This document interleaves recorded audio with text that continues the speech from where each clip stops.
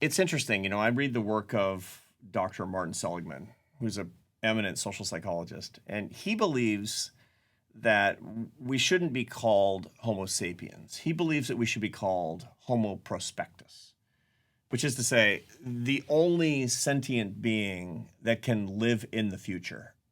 I mean, not physically in the future, but that doesn't matter. That's the least of it. We can live cognitively in the future. And he says that we do.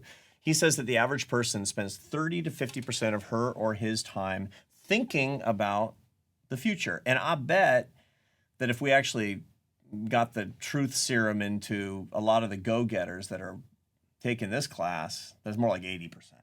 They're just thinking about the future all the time, which has all kinds of problems attached to it. I mean, if you're thinking about the future all the time, you're not here now. And ironically, when you're doing things thinking about the future, like taking pictures on vacation, you're thinking about enjoying them in the future by thinking about the past, which ironically completely rules out the possibility of enjoying anything in the present moment. And you can kind of miss your life. It's the weirdest thing. But the prospective nature of humanity also makes it possible for us to plan. We can plan, family life. We can plan business. We can plan what I'm going to do today. I'm gonna write a shopping list, and so I can plan out what I'm going to get from the supermarket. But I'd also like to be able to plan out the things I'm going to do with my life that give me the greatest likelihood of success. So when you're talking to someone, a young person, for example, what are the plans that they should make that give them the highest likelihood of success? By success, I mean happiness, as you know. Yeah. One of the things that is a huge contrast is that many people think and project what their life will be like if they make a certain choice. Oh, should I get that job or that job? Should I create this startup or this startup?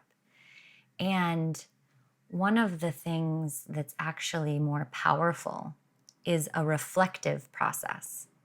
Instead of thinking, what will it be like for me in the future, to think, where do I feel the most pleasure? What are the things that bring me joy? And how do I have those in my life? And so, this process of visualizing yourself in your future, I sometimes actually ask people, if you weren't working, if work wasn't part of it, your career and work and what you do for a living is taken out of the equation, where do you feel the most happy and what are you doing? And this is a challenging practice because we are so conditioned and wired to be constantly thinking about how are we going to serve? What are we going to provide for the world? And if we take that out of the equation, it almost gives us like this nakedness of, oh my gosh, these things that I think are really important to me actually matter because the other stuff isn't there.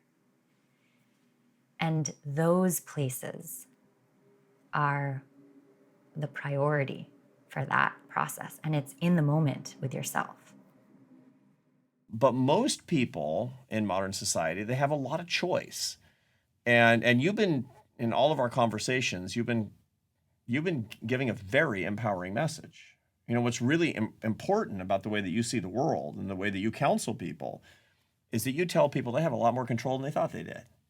And this is a perfect example, right? It's time to choose, no matter where you are in your life, which fork in the road you're going to take. Are you going to take the worldly rewards fork, where your happiness might be sacrificed? Or are you going to take the happy path, which will have some worldly rewards, but it won't be about the worldly rewards. It'll be about the intrinsic things, the faith, the family, the friendship, the work where you serve other people as opposed to getting the worldly glory. That can actually give you the most enduring happiness. It's up to us, isn't it? Yeah.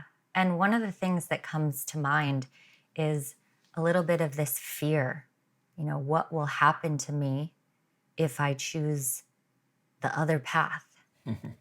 Like what identity has to die? And it can be scary to think, oh my gosh, my academic achievement isn't actually the thing that's going to bring me happiness, my accolades. And it is a process of seeing that you don't have to lose part of you to choose happiness, that actually you get yourself back.